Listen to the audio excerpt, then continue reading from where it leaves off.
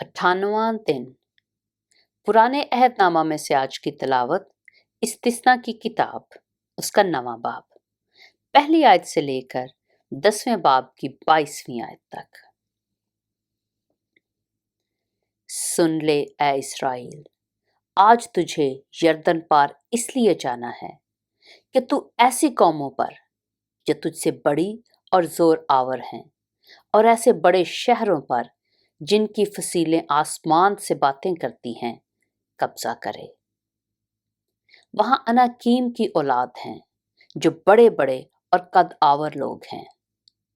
तुझे उनका हाल मालूम है और तूने उनकी बाबत ये कहते सुना है कि बनी अन्नाक का मुकाबला कौन कर सकता है। बस तू आज के दिन जान ले कि खुदावन तेरा खुदा तेरे आगे आगे भस्म करने वाली आग की तरह पार जा रहा है। वो उनको फना करेगा और वो उनको तेरे आगे पस्त करेगा, ऐसा कि तू उनको निकाल कर जल्द हलाक कर डालेगा, जैसा खुदावन ने तुझसे कहा है। और जब खुदावन तेरा खुदा उनको तेरे आगे से निकाल चुके, तो तू अपने दिल में ये ना कहना कि मेरी सदाकत के सबब से खुदावन मुझे इस मुल्क पर कब्जा करने को यहाँ लाया, क्योंकि फिलवाकिया इनकी शरारत के सबब से खुदावंद इन कौमों को तेरे आगे से निकालता है। तू अपनी सदाकत या अपने दिल की रास्ती के सबब से उस मुल्क पर कब्जा करने को नहीं जा रहा है, बल्कि खुदावंद तेरा खुदा इन कौमों की शरारत के बायस इनको तेरे आगे से खारिज करता है, ताकि यूं वो उस वादा को जिसकी कसम उसने तेरे बाप दादा इब्राहिम और इसहाक और याकूब से खाई पूरा करे।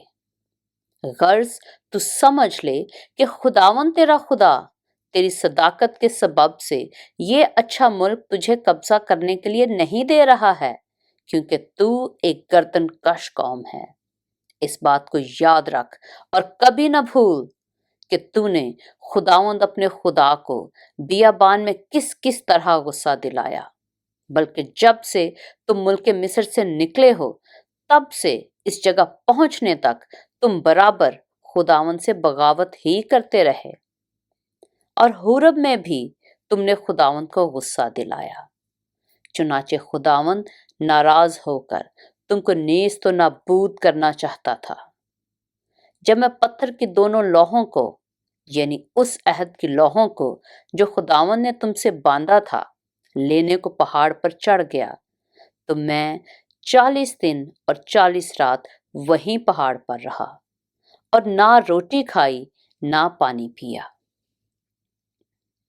और खुदावन ने अपने हाथ की लिखी हुई पत्थर की दोनों लौहें मेरे सपुर्द की, और उन पर वही बातें लिखी थीं जो खुदावन ने पहाड़ पर आग के बीच में से मजमा के दिन तुमसे कही थी।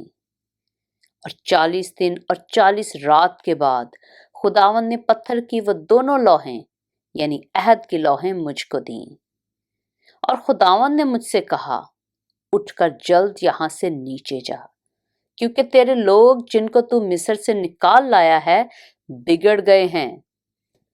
वो उस राह से जिसका मैंने उनको हुक्म दिया जल्द बरगश्ता हो गए और अपने लिए एक मूरत ढाल कर बना ली है।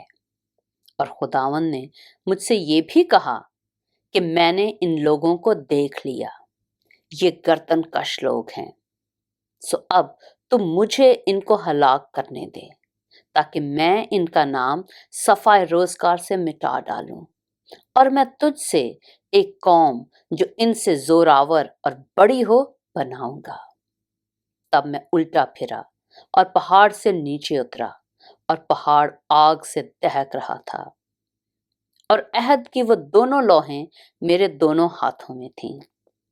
और मैंने देखा कि तुमने खुदावंद अपने खुदा का गुनाह किया और अपने लिए एक बछड़ा ढाल कर बना लिया है, और बहुत जल्द उस राह से जिसका हुक्म खुदावन ने तुमको दिया था बरगश्ता हो गए। तब मैंने उन दोनों लौहों को अपने दोनों हाथों से लेकर फेंक दिया और तुम्हारी आंखों के सामने उनको तोड़ डाला। और मैं पहले की तरह 40 दिन और 40 रात खुदावंद के आगे औंधा पड़ा रहा।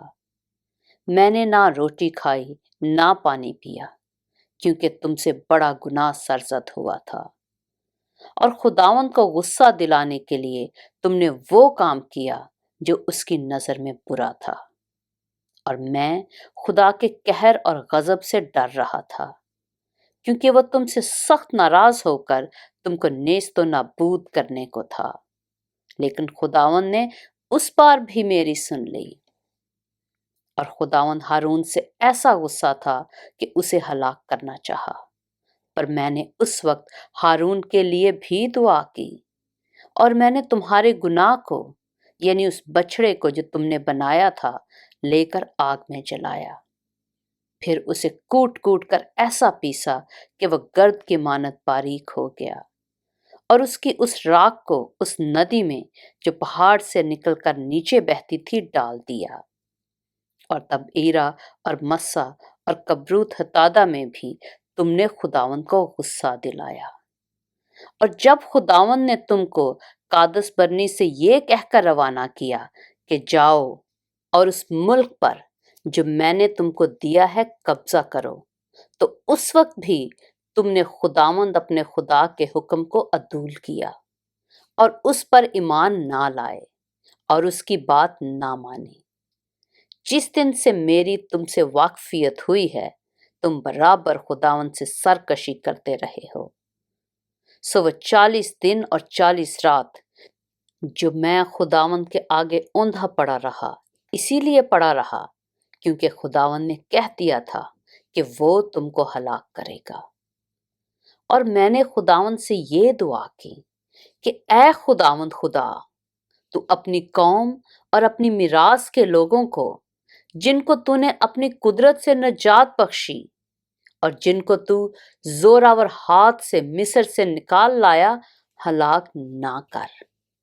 अपने खादिमों इब्राहिम और इसहाक और याकूब को याद फरमा, और इस कौम की खुद सरी और शरारत और गुनाह पर नजर ना कर, ता ऐसा ना हो कि जिस मुल्क से तू हमको निकाल लाया है, वहां के लोग कहने लगे कि चूंकि खुदावंद उस मुल्क में जिसका वादा उसने उनसे किया था पहुंचा ना सका, और चूंकि उसे उनसे नफरत भी थी, इसलिए वो उनको निकाल ले गया ताकि उनको बियाबान में हलाक कर दे। आखिर ये लोग तेरी कौम और तेरी मिरास हैं, जिनको तू अपने बड़े जोर और बुलंद बाजू से निकाल लाया है। इस्तिस्ना की किताब, उसका 10वां बाब। उस वक्त खुदावंद ने मुझसे कहा कि पहली लौहों की मानद पत्थर की 2 और लौहें तराश ले और मेरे पास पहाड़ पर आ जा, और एक 24 संदूक भी बना ले, और जो बातें पहली लौहों पर जिनको तूने तोड़ डाला लिखी थी, वही मैं इन लौहों पर भी लिख दूंगा। फिर तू इनको उस संदूक में धर देना। सो मैंने कीकर की लकड़ी का एक संदूक बनाया और पहली लौहों की मानद पत्थर की 2 लौहें तराश लीं, और उन दोनों लौहों को अपने हाथ में लिए हुए पहाड़ पर चढ़ गया। और जो 10 हुक्म खुदावंद ने मजमा के दिन पहाड़ पर आग के बीच में से तुमको दिए थे, उन्हीं को पहली तहरीर के मुताबिक उसने इन लौहों पर लिख दिया। फिर इनको खुदावंद ने मेरे सपुर्द किया। तब मैं पहाड़ से लौटकर नीचे आया और इन लौहों को उस संदूक में जो मैंने बनाया था धर दिया, और खुदावंद के हुक्म के मुताबिक जो उसने मुझे दिया था वो वहीं रखी हुई हैं। फिर बनी इसराइल बैरूते बनी याकान से रवाना होकर मोसीरा में आए। वहीं हारून ने रहलत की और दफन भी हुआ, और उसका बेटा अलीअज़र कहानत के मनसब पर मुकर्रर होकर उसकी जगह खिदमत करने लगा। वहां से वो जुदा को اور جدا سے یوتبات کو چلے۔ اس ملک میں پانی کی ندیاں ہیں۔ اسی موقع پر خداوند نے لاوی کے قبیلہ کو اس غرض سے الگ کیا کہ وہ خداوند کے عہد کے صندوق کو اٹھایا کرے اور خداوند کے حضور کھڑا ہو کر اس کی خدمت کو انجام دے اور اس کے نام سے برکت دیا کرے، جیسا آج تک ہوتا ہے۔ اسی لیے لاوی کو کوئی حصہ یا میراث اس کے بھائیوں کے ساتھ نہیں ملی، کیونکہ خداوند اس کی میراث ہے، جیسا خود خداوند تیرے خدا نے اس سے کہا ہے۔ اور میں پہلے کی طرح 40 دن اور 40 رات پہاڑ پر ٹھہرا رہا، اور اس دفعہ بھی خداوند نے میری سنی اور نہ چاہا کہ تجھ کو ہلاک کرے۔ پھر خداوند نے مجھ سے کہا، اٹھ اور ان لوگوں کے آگے روانہ ہو، تاکہ یہ اس ملک پر جا کر قبضہ کر لیں جسے ان کو دینے کی قسم میں نے ان کے باپ دادا سے کھائی تھی۔